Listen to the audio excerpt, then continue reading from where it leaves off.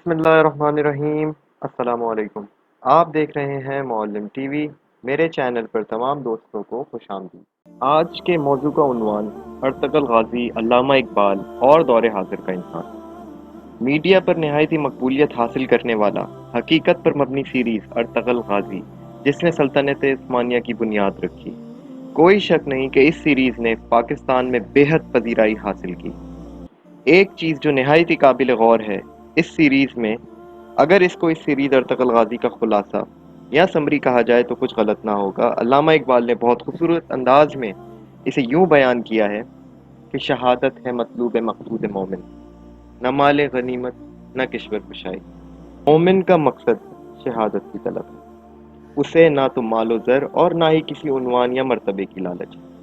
اسی جذبے سے سرشار چند اسلام کے سپوتوں نے، جو ترک اوغز خان کے ایک چھوٹے کائی قبیلے سے تعلق رکھتے تھے، اس عظیم سلطنت کی بنیاد رکھی، جو 3 برِ اعظموں یورپ، افریقہ اور ایشیا تک پھیلا، اور اسلام کا پرچم آدھی دنیا تک تقریباً 624 سال تک لہرایا۔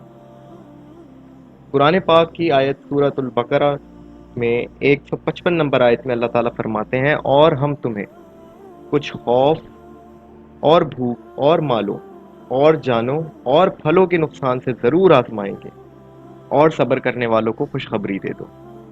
جو بے مثال اور لازوال قربانیاں انہوں نے دی، وہ بالآخر ایک عظیم سلطنت کے روپ میں انہیں اللہ سبحانہ و تعالیٰ نے عطا کی، اور وہ ان کے صبر کا انعام تھا جو انہوں نے دین حق میں ہر آزمائش پر راہ حق پر ثابت قدم رہ کر اپنے پروردگار سے حاصل کی۔ یہی وہ فکر تھی جو اقبال مسلمانوں میں بیدار کرنا چاہتے تھے، اور وہ مسلمانوں کی کمزوری کو بخوبی جان گئے تھے۔ فرماتے ہیں، تم میں حوروں کا کوئی چاہنے والا ہی نہیں، جلوائے طور تو موجود ہے، موسیٰ ہی نہیں۔ میرے رب نے جنت کی آرائش کی، اسے مومنوں کے لیے سجایا۔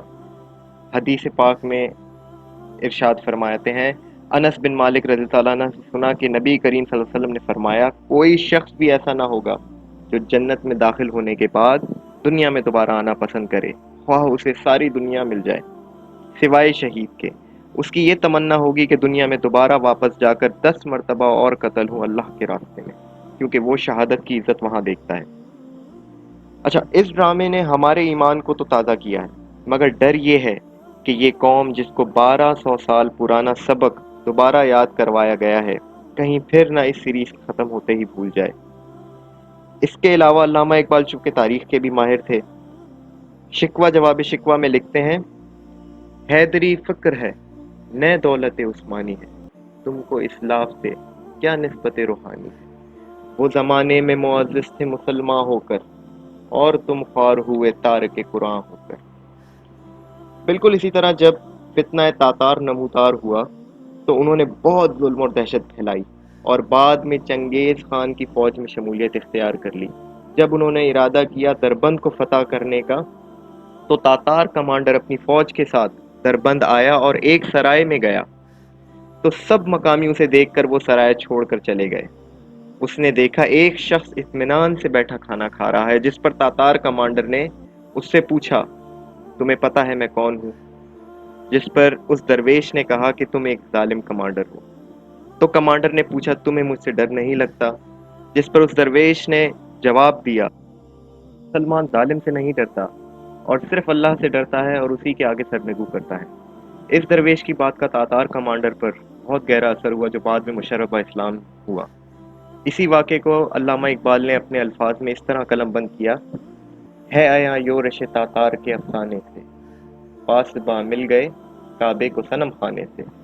وہ سفاک لوگ جن کے ظلم و بربریت کی مثالیں دنیا میں نہیں ملتی، اللہ رب العزت نے انہی سے پھر اسلام کی سربلندی اور سرفرازی کا کام دیا۔ اپنی ویڈیو کا اختتام یہیں کرتا ہوں، آپ لوگوں کی نیک تمناؤں کے ساتھ۔ اپنا اور اپنے پیاروں کا خیال رکھیں۔ السلام علیکم۔